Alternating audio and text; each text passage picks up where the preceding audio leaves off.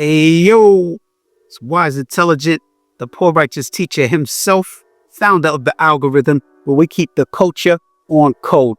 Welcome to episode 9 of Shut the Up, a series of short communications where we debunk popular myths circulating in this culture and community that serve no other purpose but to pathologize Black people. And myth number 9, this may well be one of the biggest myths of our time. The idea that mainstream media, and especially music, is just entertainment. It's not, and it never was. Entertainment is like the sugar that helps the propaganda go down smoothly. Entertaining you is just the cherry flavor masking the horrendous taste of the cough syrup. From film to music, radio to newspapers, magazines, and even coloring books, media has always been the most powerful tool for shaping mass opinion, reinforcing national stereotypes, and controlling public behavior. This topic is critical because we're constantly told that media is just a reflection of society. But history proves otherwise. Media doesn't just mirror the world, it manufactures consent for those in power. It tells us what to think, what to fear, and which narratives to accept as truth. Let's start with Hollywood, the so-called dream factory. Thomas Edison said, "Whoever controls the motion picture industry controls the most powerful medium of influence over the people." People assume movies are harmless entertainment, but Hollywood has worked hand in hand with government for over a century.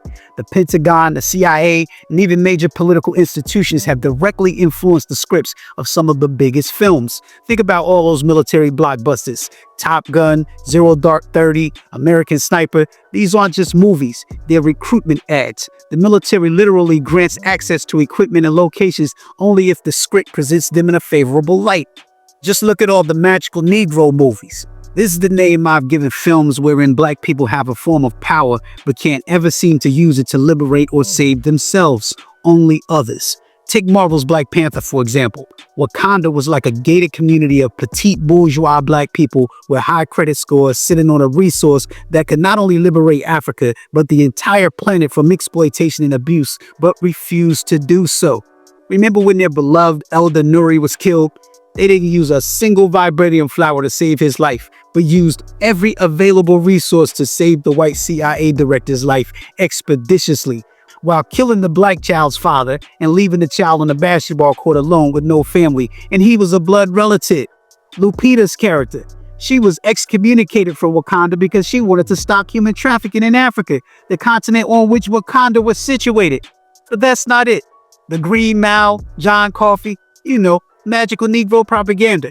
Marvel's Craven, where a white kid is saved by an African spiritualist and spiritual assistant, giving him superhuman powers. They are not just entertaining you, they are reinforcing the idea and white supremacist opinion that Black people and their resources are only as good as their ability to serve Europeans. And it's the same with the news media. In his book, Media Monopoly, Ben Bagdekian says we are being socialized by a small group of interlocked corporations that have effective control over all media on which the American public says it depends. He describes the relationship between these media corporations as cartel-like. Every major network is owned by massive corporations with deep ties to government agencies and multinational interests. This is why you'll never see a primetime news anchor question U.S. foreign policy in any meaningful way. The media's job is to keep you in line, scared, divided, and obedient. Look at how the media framed the Iraq war. Weapons of mass destruction, a total fabrication, a whole damn lie. But mainstream news ran with it, selling the war to the American people. Israel, Palestine, the Congo, etc. You get the picture. Then there's print publications. Print publications have been used similarly. Remember what Malcolm X said about newspapers.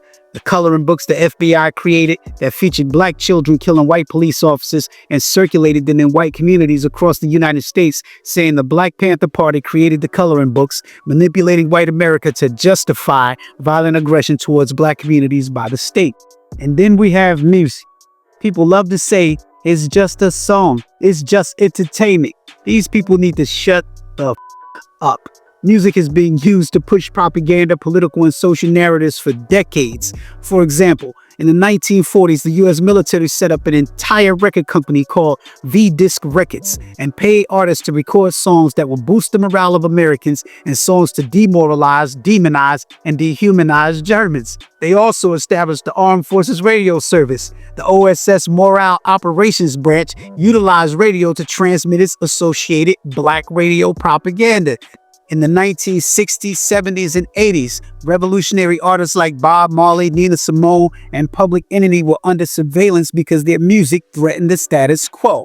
Now hip-hop, which started as a voice for the oppressed, has been hijacked by corporate interests that glorify self-destruction, materialism, and violence. That's a major shift. And it's not by accident. It's the same reason you rarely hear conscious rap on major radio stations. But songs promoting anti-black behavior and destructive lifestyles are in constant rotation. Media executives know what they're doing. A distracted, uninformed, dumbed-down population is easier to control. They will greenlight, finance, and support 1 million recordings promoting the murder of black men, women, and children, but flag any song suggesting violence against killer cops, colonizers, imperialists, billionaires, architects of genocide, legislative lynch mobs, and wealthy pedophile rings. It's not just entertainment. They are controlling what you should be concerned about, bothered by, or outraged over. So where does this leave us?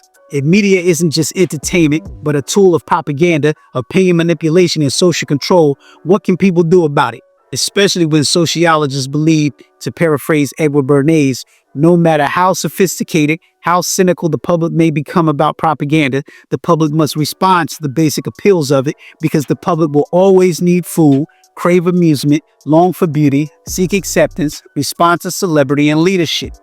First, we have to recognize the manipulation. When you watch the news, ask yourself, who benefits from this narrative?